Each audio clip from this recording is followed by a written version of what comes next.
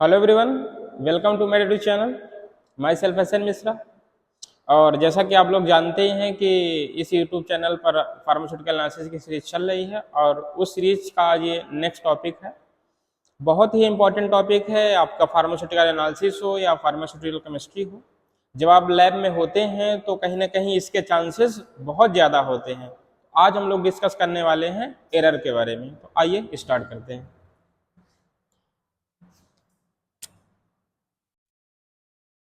अब अगर हम बात करें एरर, तो इसको कहते हैं त्रुटि, गलती, मिस्टेक, कुछ भी कह सकते हैं, वही एरर है।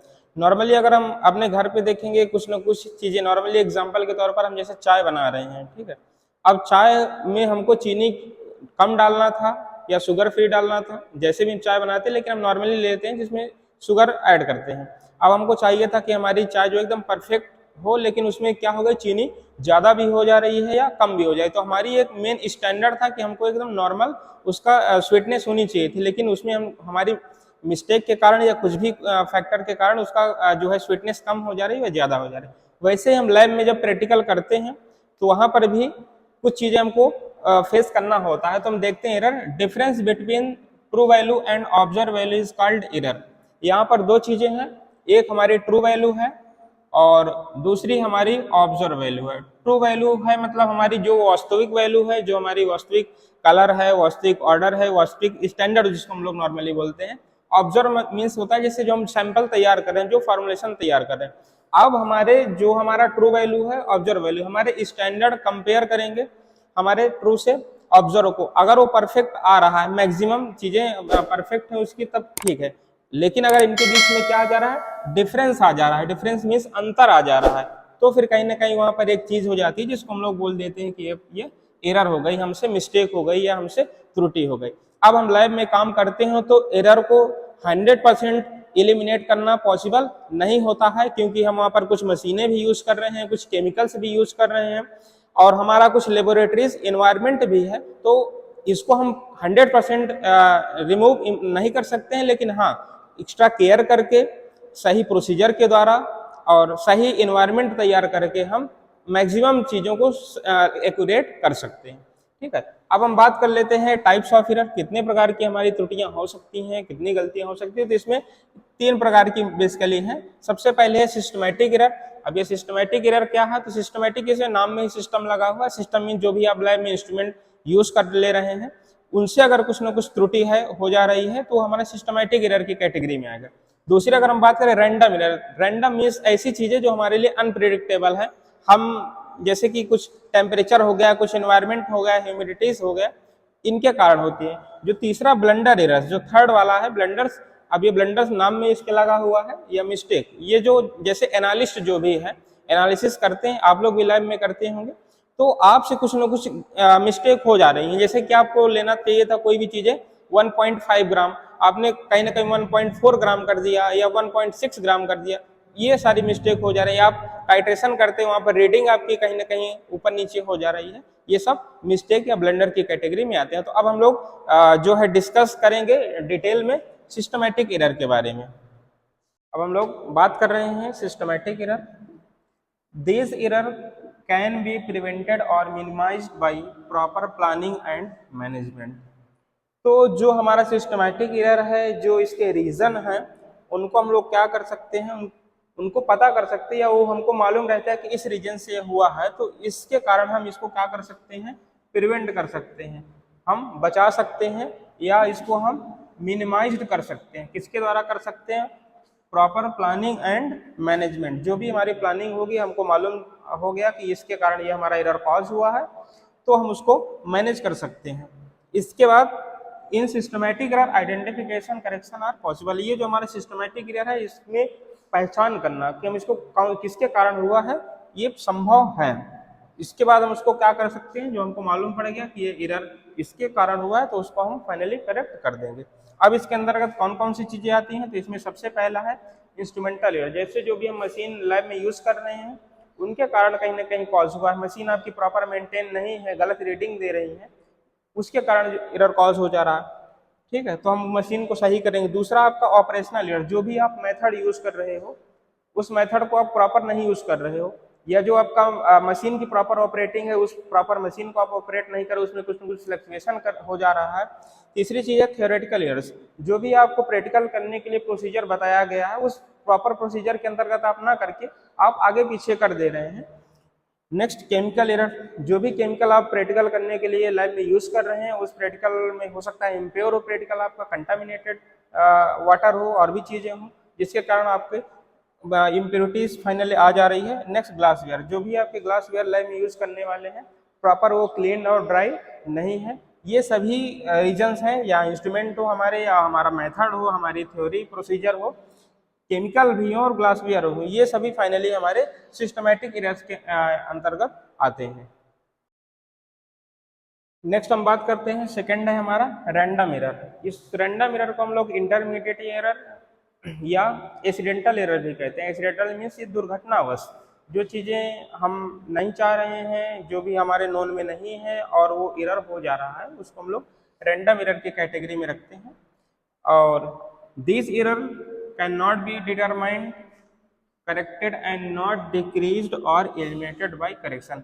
जो बेसिकली हमारे रैंडम एरर का रीजन होता है वो डिटरमाइंड नहीं होता है, किस रीजन के कारण ये रैंडम एरर हो रहा है, और ये अगर एरर कॉज हो गया है तो इसको करेक्ट नहीं कर सकते हैं, पहली बात। दूसरी चीज, इसको डिक्रीज मतलब डाउन नहीं कर सकते हैं, कम नहीं कर सकते हैं, और बाहर नहीं कर सकते हैं, किसके द्वारा, करेक्शन के द्वारा। जबकि हमारे सिस्टमिक एरर में ये सारी चीजें हम कर सकते हैं, हमारा उसको डिटरमाइन भी कर पा रहे थे, उसको हम करेक्ट भी कर पा रहे थे, उसको इलिमिनेट भी कर पा रहे थे, लेकिन हमारे रैंडम एरर के केस में ऐसा नहीं है। Random errors are unknown and unpredictable change. जो भी हमारा एक्सपेरिमेंट हम कर रहे हैं अननोन है या अनप्रिडिक्टेबल चेंजेस हो जा रहे हैं। एग्जाम्पल के लिए जैसे देखें कि हम कहीं भी लैब में हम प्रेशर चेक कर रहे हैं, लेकिन वहीं पर कोई भी पर्सन डोर ओपन कर दे रहे हैं, आ जा रहे हैं, तो वहाँ पर जो प्रेशर होगा वो क्या होगा, फ्लैक्चुएट हो जाएगा। प्रॉपर हमारी जो रीडिंग आना चाहिए था वो रीडिंग नहीं आ रही, क्योंकि हमारा जो रूम है वो प्रॉपर बैलेंस है, बाहर से कोई भी एनवायरमेंट से हवा आ रही, जो भी चीजें आ रही उसके कारण वो फ्लैक्चुएट हो जा रहा है।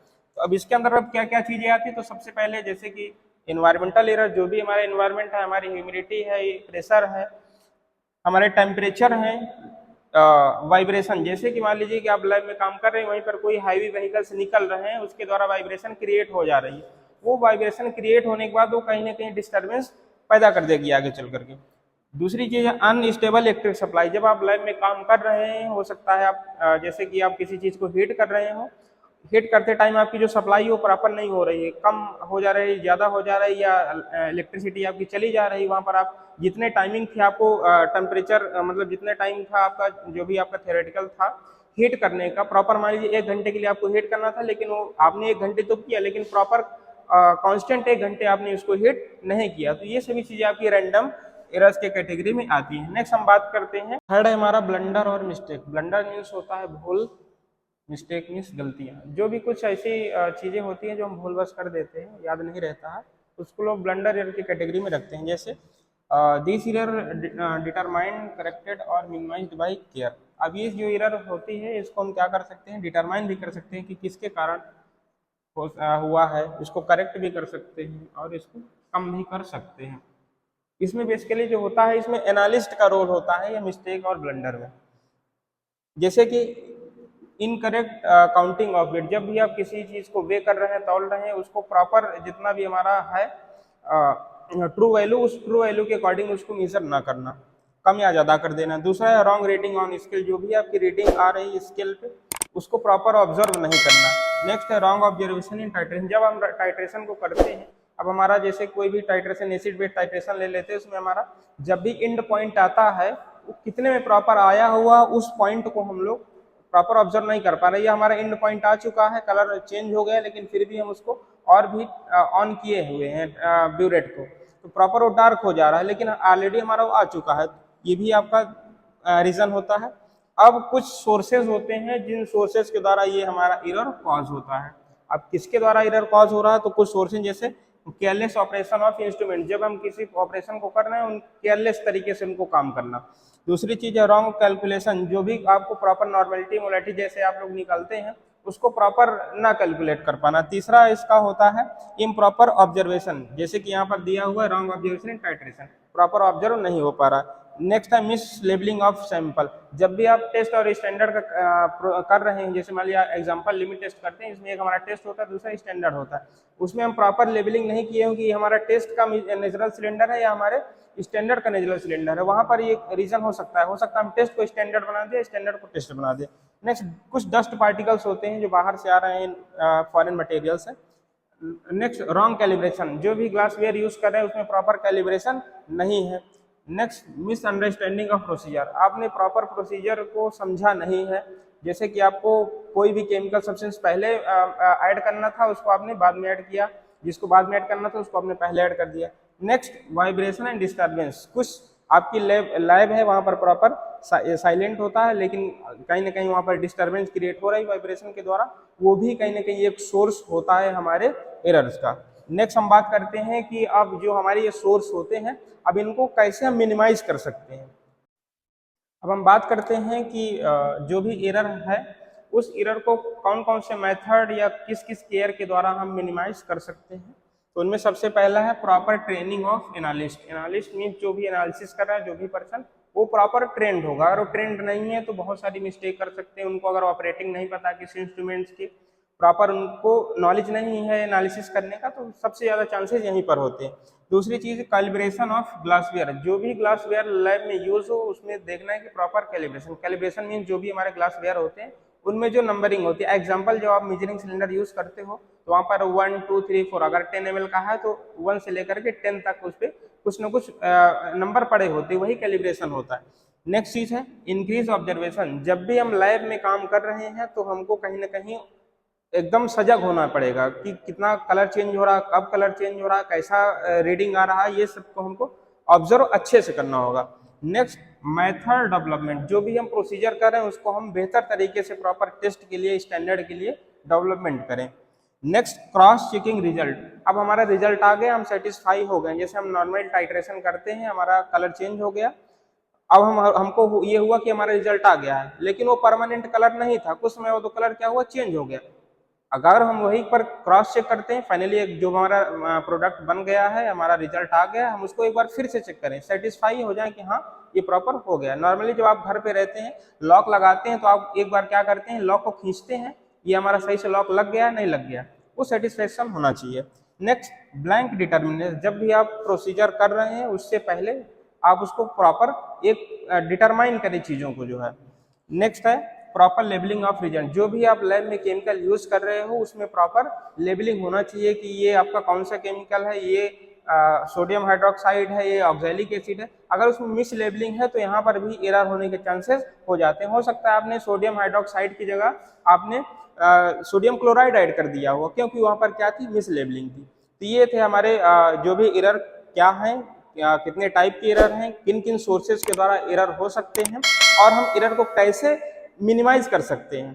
ठीक है, तो नेक्स्ट हम लोग नेक्स्ट वीडियो पे जो भी आएगा हमारा, अभी हम लोग अगर इस पे अगर आपको कोई डाउट है तो आप लोग कमेंट बॉक्स में जरूर बताएं, डाउट क्लियर करने का हम पूरा प्रयास करेंगे। अब हम लोग नेक्स्ट वीडियो में मिलते हैं। Thank you.